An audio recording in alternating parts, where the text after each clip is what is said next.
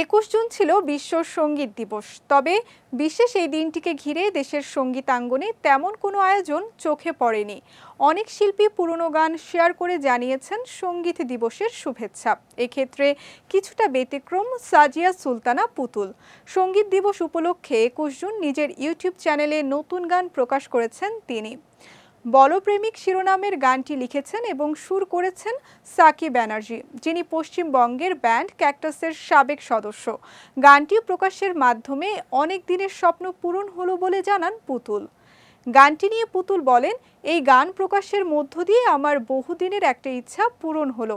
Psaki Banerjee, যিনি পশ্চিমবঙ্গের cactus ব্যান্ডের সাবেক সদস্য, বর্তমানে ব্রহ্মপুত্র বাংলাদেশ ব্যান্ডের ফাউন্ডার মেম্বার এবং সিঙ্গার সংরাইটার, তিনি আমার জন্য একটা গান বানিয়েছেন। এই এক দারুণ পাওয়া আমার জন্য।